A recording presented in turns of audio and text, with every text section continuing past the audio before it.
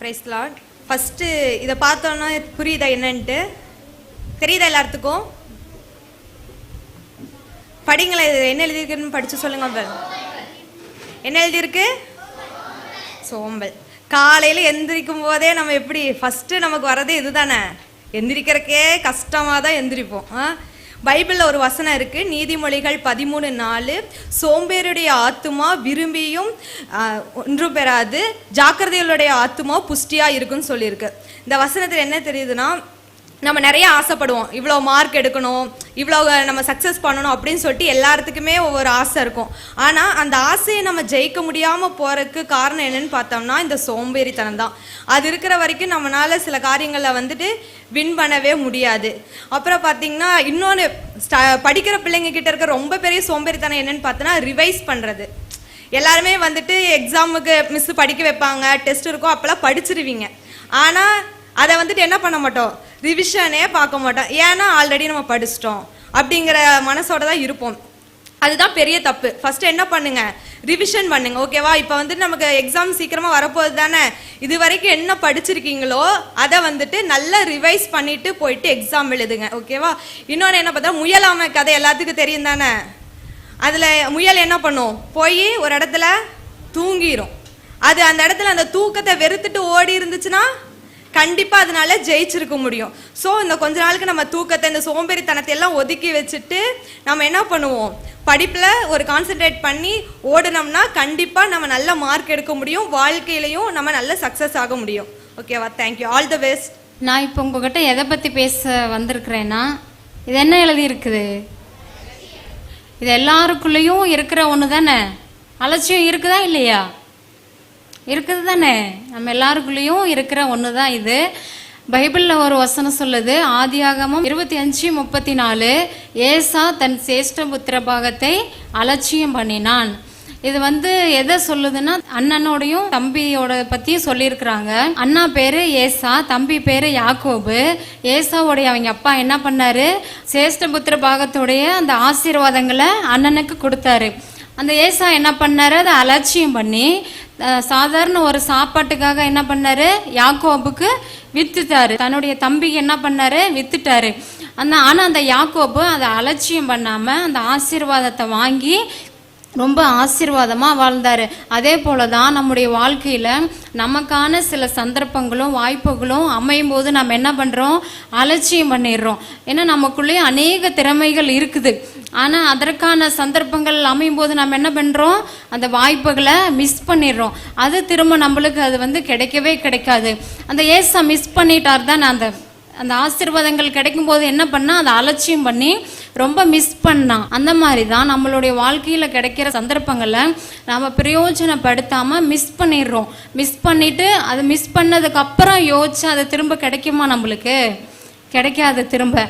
அதே மாதிரி தான் நம்முடைய வாழ்க்கையில் இந்த அலட்சியம் இல்லாமல் ரொம்ப கவனமாக இருந்து ஒவ்வொரு நாளும் படிக்க வேண்டியதை படித்து எக்ஸாம் எல்லாம் வரும். எக்ஸாம் வரும்போது என்ன பண்ணுவோம், அலட்சியமாக விட்டுருவோம். எக்ஸாம் அப்போ நம்ம படிச்சுக்கலாம், ஹோம்ஒர்க்கு தானே நம்ம நாளைக்கு பண்ணிக்கலாம் அப்படின்னு சொல்லிட்டு நம்ம என்ன பண்ணுவோம், அலட்சியமாக அதை விட்டுருவோம். அன்றன்றாட படிப்பை நம்ம அன்றன்றாட படிக்கும்போது, கவனமாக இருந்து படிக்கும்போது என்ன ஆகும், நம்ம வாழ்க்கையில் வெற்றி பெற முடியும். God bless you. பார்த்தோன்னே தெரிஞ்சிச்சா, எல்லாருடைய வாழ்க்கையிலையும் வரக்கூடிய ஒன்று தான் பயம். பயம் எல்லாருக்குமே வருது தானே, எல்லாருக்குமே பயம் வரும். இந்த பயம் வர்றதுனால நம்ம எதெல்லாம் இழந்து போகிறோம் அப்படின்றத தான் இப்போ நம்ம பார்க்க போகிறோம். இப்போ நீங்கள் எக்ஸாமுக்காக நல்லா படிச்சிருப்பீங்க, நைட்டு உட்காந்து படிப்பீங்க, காலையில் 4 மணிக்கு உட்காந்து படிப்பீங்க. ஸ்கூலுக்கு போகிற வரைக்கும் உங்களுக்கு அந்த பயம் என்ன ஆகாது, போகவே போகாது. கிளாஸ்க்குள்ளே போகும்போதே மனசு என்ன செய்யும், படப்படப்படன்னு அடிக்கும். அப்புறம் மேம் என்ன பண்ணுவாங்க, எக்ஸாம் பேப்பர் கொடுக்கும்போது அந்த பயம் முதலாவது எங்கே தெரியுதுன்னா உன்னோட மனசில் தெரியும். இன்னொன்று உன்னோட சிந்தை, அடுத்தது என்னதுன்னா உன்னுடைய கண், அடுத்தது உன்னுடைய கை. இந்த 4 விஷயத்துலையும் பயம் வரும்பொழுது நம்ம எதை இழந்து போகிறோம் தெரியுமா? நீ எவ்வளோதான் படிச்சிருந்தாலும் உன்னோட சிந்தையில் நீ ஞாபகப்படுத்திருக்கு பார்த்தியா, அது மறந்து போயிடும். ஏன்னா அந்த பயம் உன்னோட சிந்தை என்ன செய்யாது, ஒருமுகப்படுத்தாது. அடுத்தது உன்னோட இதயம் படபடான்னு அடிக்கிறப்போ ஆட்டோமேட்டிக்காக உன்னோட கண் என்ன செஞ்சிடும், எக்ஸாம் பேப்பரை வாங்கி நீ ஃபஸ்ட்டு பார்ப்ப. உன்னோட கொஸ்டினை பார்க்கும்போது மனசு என்ன சொல்லும் தெரியுமா, அடுத்ததை பார்க்கணும் அடுத்ததை பார்க்கணும் அப்படி நீ பார்த்துட்டே இருக்கும்போது உனக்கு தெரிஞ்ச கொஸ்டின் வந்து ஒரு 4 இருக்கும், ஆனால் தெரியாத கொஸ்டின் ஒன்று தான் இருக்கும். நீ அதை குறித்து உனக்கு என்ன செஞ்சிடும், தெரிஞ்சதை எழுதிடலான்ற நம்பிக்கையை விட தெரியாததை குறித்து இன்னும் உனக்கு என்ன செஞ்சிடும், அதிகமான பயம் வந்துடும்.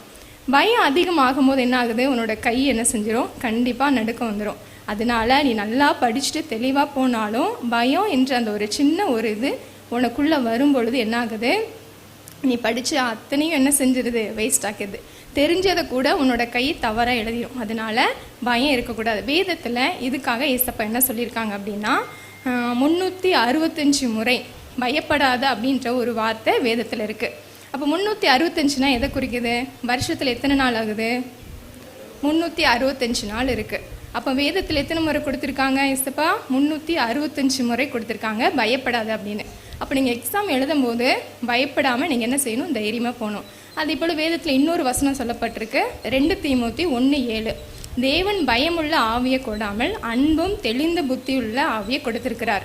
அப்போ ஏசப்பாவே நமக்கு என்ன செய்யலை, பயத்தின் ஆவியை கொடுக்கல. பயம் என்று நம்மளை என்ன செய்கிறோம், ஒவ்வொரு காரியத்தை பார்க்கும்போது உருவாக்குகிறோம். அதனால நீங்கள் ஏசப்பா கிட்ட கேளுங்க, ஏசப்பா எனக்குள்ள பயம் என்ற அந்த ஆவியை எடுத்து போடுங்க, தெளிந்த புத்தி எனக்கு கொடுங்க ஏசப்பான்னு சொல்லிட்டு ஒவ்வொரு நாளும் நீங்கள் ஜெபிச்சுட்டு போகும்போது கண்டிப்பாக உங்களோட பயத்தை ஏசப்படுத்த போட்டு ஒரு வெற்றியை தருவார். தேங்க்யூ. நான் என்ன சொல்ல போகிறேன்னா உங்களுக்கே தெரியும் என்ன போட்டிருக்குது, காலம்.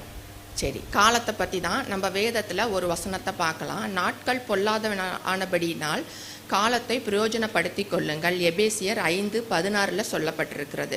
இப்போ காலம் பொல்லாதவைகள்னால் அது என்னது, எப்படிப்பட்டதாக இருக்கும்? ஏன்னா இப்போ நம்ம வாழ்கிற காலம் எப்படிப்பட்ட காலம்னு பார்த்தீங்கன்னா போட்டி நிறைந்த காலம்.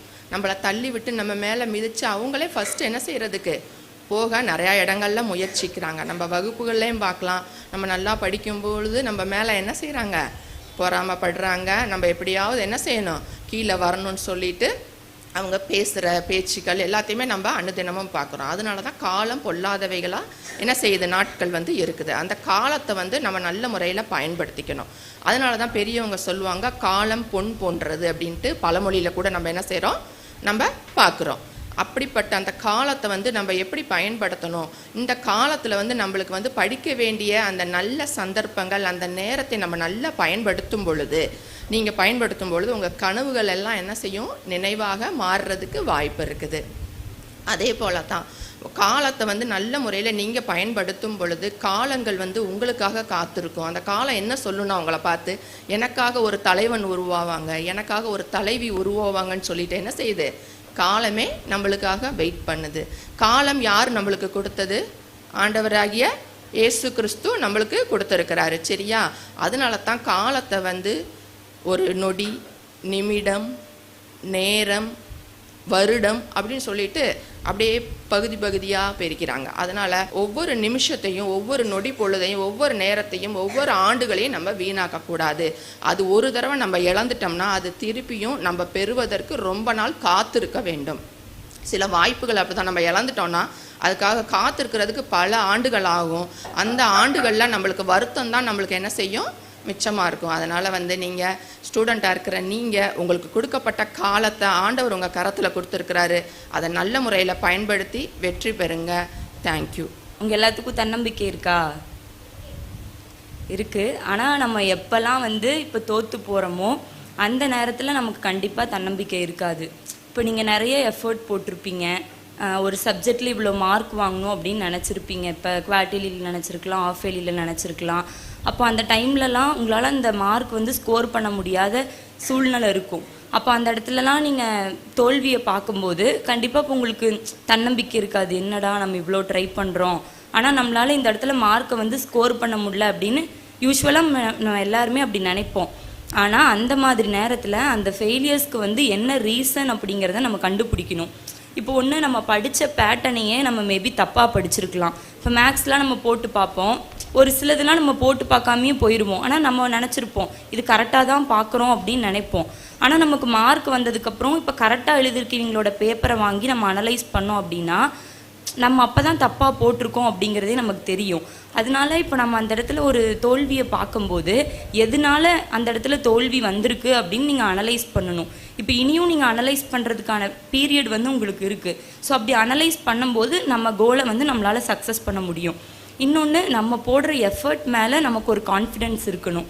இப்போ இதுக்கு ஒரு பெஸ்ட் எக்ஸாம்பிள் நம்ம சொல்லலாம் அப்படின்னா தாவீதை சொல்லலாம். தாவீது வந்து அவர் வயசுலேயும் சின்னவர் தான், ஆடு மேய்க்கிறவர் தான். அவர் வந்து கோலியாத்தை வந்து போய் ஜெயிக்கும் போது அவருக்கு வந்து ஒரு செல்ஃப் கான்ஃபிடென்ட் இருந்தது. அதுக்கு மேலே என்னை பலப்படுத்துக்கிற கிறிஸ்துவினால எனக்கு எல்லாவற்றையும் செய்ய எனக்கு பலன் உண்டு அவருன்னு அவர் வந்து ஏசப்பாவை நம்பினார். அப்படி நம்பினால மட்டும்தான் கோலியாத்தை வந்து தாவீது வந்து ஜெயிச்சார்.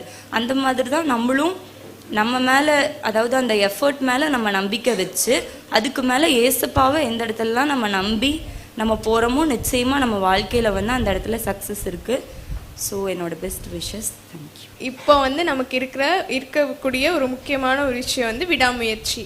மனுஷங்க எல்லாம் வந்து சொல்லலாம், ஒரு வருஷம் ஃபுல்லும் உனக்கு டைம் இருந்துச்சு, அப்பெல்லாம் படிக்காதவங்க இந்த ஒரு மாதத்தில் படித்தோன்னால என்ன பெருசாக சாதிக்க முடியும் அப்படின்னு தயவு செஞ்சு அப்படி யாராச்சும் சொல்லியிருந்தாங்க அப்படின்னா அப்படி மட்டும் முடியவே முடியாது. அப்படி கிடையாது. உங்களால் இந்த 1 month உங்களோட ஹார்ட் ஒர்க்கை போட்டிங்க அப்படின்னா நிச்சயமாக உங்களால் சாதிக்க முடியும். முயற்சி அப்படிங்கிறது நம்மளால் முடிஞ்சதை செய்கிறது தான் முயற்சி.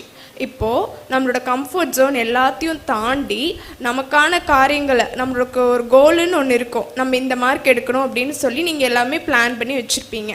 அந்த கோலை வந்து அடையிற வரைக்கும் நீங்கள் செய்கிறீங்க பார்த்தீங்களா, ஒவ்வொரு ஹார்ட் ஒர்க், அதுக்கு பேர் தான் விடாமுயற்சி. பைபிளில் கூட ஒரு வசனம் இருக்குது, நீங்கள் பெற்றுக்கொள்ளத்தக்கதாக ஓடுங்கள் அப்படின்ட்டு. அப்படின்னா இப்போ ஃபார் எக்ஸாம்பிள் ஒரு ஓட்டப்பந்த வீரர் வந்து ஓடுறாங்க அப்படின்னா அவருக்கு முன்னாடி நிறைய ஹடில்ஸ் வந்து இருக்கும். அப்போ வந்து அந்த ஓட்டப்பந்தய வீரர் வந்து என்னடா இத்தனை ஹடில்ஸ் இருக்கே அப்படின்னு சொல்லி அவர் பயப்பட மாட்டார். டக்குன்னு கடகடன்னு தாண்டி அவரோட இலக்கை நோக்கி ஃபோக்கஸ்டாக ஓடுவார். அந்த மாதிரி நீங்கள் இந்த டிஸ்ட்ராக்ஷன், இந்த தடைகள் எல்லாத்தையும் தாண்டி விடாமுயற்சியோட நீங்கள் வந்து ஓடும்போது உங்களோட இலக்கை ஈஸியாக அடைய முடியும். அது மாத்திரம் இல்லாமல் இந்த காலத்தில் வந்துட்டு மனுஷங்க வந்து நிறைய பேர் சீக்கிரமாகவே கிவ் அப் பண்ணிடுவாங்க. ஆனால் இந்த டைமில் நீங்கள் கிவ் அப்பே பண்ணாமல் ஏசப்பா கிட்ட டெய்லியும் ஜெபம் பண்ணி உங்களோட ஹார்ட் ஒர்க்கை மட்டும் நீங்கள் போட்டு பாருங்கள். நிச்சயமாக ஏசப்பா வந்து பரலோகத்துலேருந்து உங்களோட விடாமுயற்சியை பார்த்து நீங்கள் நினைக்கிறதுக்கும் வேண்டுவதற்கும் மேலான காரியங்களை அவர் செய்ய வல்லவராக இருக்கிறாரு. நீங்கள் உங்கள் வாழ்க்கையில் விடாமுயற்சி அப்படிங்கிற ஒரு கருவியை பயன்படுத்தி மட்டும் பாருங்களேன். நீங்கள் நினைக்கிற மாதிரி தோல்வி வந்து உங்ககிட்டயே தோற்று போயிடும். ஆனால் வெற்றி வந்து உங்கள் முன்னாடி மண்டிட்டு உங்களுக்கு வாழ்த்துக்கள் சொல்லும். So all the very best. எல்லோரும் சூப்பராக பண்ணுங்கள். நெக்ஸ்ட் இயர் நீங்கள் வந்து அச்சீவராக ஒரு சாட்சி சொல்லுங்கள். அப்படியா நான் வாழ்த்து சொல்கிறேன். மாணவ செல்வங்கள் அனைவருக்கும் ஸ்தோத்திரம். எல்லா அக்காவும் அவங்களுக்கு கொடுக்கப்பட்ட படத்தை காட்டி நான் என்ன வச்சுருக்கேன்னு கேட்டாங்க இல்லையா, நான் உங்கள்கிட்ட காட்ட போகிறதில்ல, நீங்களாம் கண்டுபிடிங்க பார்க்கலாம். என்னை பார்த்தாலே உங்களுக்கு தெரியுதா நான் எதை பற்றி பேச வந்திருக்கேன்னு? வெரி குட், வாழ்த்துக்கள். நான் வந்து வெற்றிங்கிற படத்தை காட்டி உங்கள்கிட்ட சொல்ல வந்திருக்கேன். இவ்வளோ நேரம் நம்ம மத்தியில் இருக்க விருந்தினராக வந்திருந்த அங்கிள் சொன்னாங்க இல்லையா, எதை பற்றி சொன்னாங்க? அதிகமாக வெற்றியை பற்றி தான் பேசுனாங்க. எல்லாருமே வெற்றி பெற்ற முடியுமா? இப்போ நீங்கள் ஸ்கூலில் ஓட்டப்பந்தயம் ஓடி இருப்பீங்க, வீட்டு பக்கத்தில் திருவிழாக்களில் ஓட்டப்பந்தயங்கள்லாம் வச்சுருப்பாங்க இல்லையா, உடனே எல்லாருக்குமே ப்ரைஸ் கொடுத்துருவாங்களா? கொடுக்க மாட்டாங்க இல்லையா? அதாவது ஆறுதல் பரிசு தருவாங்க, ஆனால் முதல் பரிசு, 2ஆம் பரிசு, 3ஆம் பரிசுன்னு தருவாங்க. அப்போது அந்த பரிசு பெறதுக்கு அவங்க சும்மாவே ஓடிட்டாங்களா? நேம் கூப்பிட்டோன்னே போயிட்டாங்களா? இல்லையா? அதுக்காக என்ன பண்ணாங்க? கடுமையாக பயிற்சி எடுத்துக்குவாங்க. அப்புறம் காலத்தை பயன்படுத்தி கடுமையாக போராடி பயிற்சிகளை எடுத்திருப்பாங்க. நம்மளால ஏன் முடியாது? அவன் தான் வின் பண்ணுவான், எப்போதும் அவன் தான் ஜெயிப்பான், நமக்கு என்ன அப்படின்ட்டு இல்லாமல் என்ன பண்ணணும்? நம்மளும் நம்ம திறமைகளை பயன்படுத்தணும். ஏசப்பா இப்போ நம்ம கடவுள் வந்து நமக்கு எல்லாருக்குமே 6 அறிவு தானே கொடுத்துருக்காங்க. யாருக்காவது 4, 5 அப்படி கொடுத்துருக்காரா? இல்லையா? எல்லாத்துக்குமே 6 அறிவு இருக்குது. நம்மளாலையும் வெற்றி பெற முடியும்னா நமக்கு ஒரு தன்னம்பிக்கை வேணும். இதுக்கு முன்னாடி அக்காலாம் பேசுனாங்க இல்லையா, பயம், அலட்சியம், சோம்பல்னு சொல்லிட்டு. நீங்கள் இத்தனை நாள் பயத்தோட, அலட்சியத்தோட என்னால் இவ்வளோதான் முடியும், பாஸ் ஆனால் போதும், சோம்பேறித்தனத்தோடு இருந்திருந்துருக்கலாம். ஆனால் என்ன பண்ணணும்? இன்றைக்கி ஒரு தீர்மானம் எடுத்திருப்பீங்க. ஐயா சொல்லியிருப்பாங்க, நானும் வெற்றி பெற போகிறேன்னு சொல்லி. அடுத்த வருஷம் நாங்கள் இங்கே வந்து பார்க்கும் போது இங்கே வந்து அத்தனை பேருமே முன்னாடி வந்து இது மாதிரி ஒரு ஷீல்டு எடுத்துகிட்டு வந்து சாட்சி சொல்ல போகிறீங்க. எங்கள் ஐயா வந்து டைம் இல்லைன்னு சொல்கிற அளவுக்கு. சரியா? நீங்களும் முயற்சி பண்ணி பாருங்கள். அதே போல் இன்னைக்கு சாப்பிட்ட மாதிரியே நாளைக்கும் சாப்பிட்டா போர் அடிக்கும் இல்லையா உங்களுக்கு, என்ன டெய்லிக்கும் ஒரே மாதிரி இருக்குன்னு சொல்லிட்டு. அதுபோல தான் இன்றைக்கி சிந்திக்கிற மாதிரியே நாளைக்கும் இல்லாமல் டெய்லிக்கும் புதுசு புதுசாக சிந்திச்சு பாருங்கள், உங்களுக்கு வெற்றி தானாக தேடி வரும். நம்ம வரலாற்றில் படித்த சயின்டிஸ்டெல்லாம் என்ன பண்ணுறாங்க, அவங்களாவே ஒரு பொருளை கண்டுபிடிச்சிட்டாங்களா, ஒவ்வொருத்தரும் ஒவ்வொரு அவமானங்களை சந்திச்சிருக்காங்க. இப்போ கூட ஐயா சொன்னாங்க இல்லையா, பென் கார்சன் சொல்லிட்டு, அது மாதிரி எத்தனையோ இருக்காங்க, தாமஸ் ஆல்வா எடிசன், நிறைய பேர், நமக்கு டைம் இல்லை. அது மாதிரி உள்ள ஒவ்வொருத்தரும் என்ன பண்ணுறாங்க, ஒரு தோல்வியை சந்திச்சு தான் சாதிக்கணுங்கிற வெறியோட வெற்றி பெற்று இன்றைக்கி வரலாற்றில் இடம் பிடிச்சிருக்காங்க. ஏன் நம்மளால் முடியாதா? ஒரு நிமிஷம் யோசிச்சு பாருங்கள். அடுத்த வருஷம் நீங்களும் நல்ல மதிப்பெண் பெற்றேன்னு சொல்லி 10th +1 +2 மட்டும் நான் சொல்லலை, எல்லா வகுப்புகளையுமே நல்ல மார்க் எடுத்து இங்கே வந்து சாட்சி சொல்லலாம். அதே போல் என்ன செய்ய போகிறேன்னு சொல்லிட்டு பயத்தில் கையை பிசைஞ்சிட்டு இல்லாமல் மூளையை பிசையணும். பிசையணுன்னா என்ன அர்த்தம், கசக்கணும். கசக்கி நம்மக்கிட்ட என்ன திறமை இருக்குது, நம்மளாலேயும் முடியும்னு சொல்லி முயற்சி செஞ்சு போராடி வெற்றி பெற பற்றி தான் நான் இங்கே பேசிகிட்டு இருக்கேன். நானுமே ஒரு சில காரியங்களில் வெற்றி பெற்றிருக்கேன். ஆண்டவர் எனக்கு அந்த கிருபைகளை கொடுத்தாரு. நம்ம வேதத்தில் ஒரு வசனம் இருக்குது, நீதிமொழிகள் 21:21 அதிகாரம் 31 வசனத்தில், குதிரை யுத்த நாளுக்கு ஆயத்தமாக்கப்படும், ஜெயமோ கர்த்தரால் வரும்னு சொல்லி, இல்லையா? அந்த குதிரை பந்தயம் எல்லாருமே பார்த்துருப்பீங்க, நேரில் பார்க்க வாய்ப்பு இல்லைனாலும் டிவியில் பார்த்துருப்பீங்க. எல்லா குதிரையுமே தான் அதை வந்து ரெடி பண்ணுவாங்க. ஆனால் 1, 2, 3 குதிரைகள் தானே வெற்றி பெறுது. அதுபோல தான் அந்த வெற்றியை வந்து யார் தர போகிறாங்க, நம்ம ஏசப்பா தரப்போகிறாங்க. நீங்கள் என்ன பண்ணணும், ஆண்டவர்கிட்ட கேட்கணும். கிறிஸ்துவ பிள்ளைகளாகட்டும் புறஜாதி பிள்ளைகளாக இருக்கட்டும், என்ன பண்ணணும், ஏசப்பா கிட்ட கேட்டிங்கன்னா கண்டிப்பாக தருவாங்க. அவரோட ஒத்துழைப்புனால நம்ம வெற்றிகளை பெறலான்னு சொல்லி உங்களுக்கு வாழ்த்துக்களையும் சொல்லி நிறைவு பெறுகிறேன். நன்றி. இதை பார்த்தோன்னே எல்லாருக்கும் ஒரு சந்தோஷம் வந்திருக்கும், அப்பா முடிக்க போகிறாங்க. இது என்னது சத்தமா? மகிழ்ச்சிங்கிற ஒன்று நம்மளுக்கு எப்போ கிடைக்கும், வெற்றி பெற்றா, நம்ம நினச்சது நம்மளுக்கு கிடைச்சா, நம்ம வந்து ஒரு சாதனை பண்ணால், நம்மளோட இது சக்ஸஸ் ஆனால் மட்டும்தான் நம்மளுக்கு என்ன கிடைக்கும், மகிழ்ச்சிங்கிறது ஒன்று. தனியாக நம்ம சந்தோஷமாக இருப்போமா, தனியாக நான் இதில் பாஸ் ஆகிட்டேன் அப்படின்னு சந்தோஷமாக சிரிச்சுட்டு தனியாக இருப்போமா?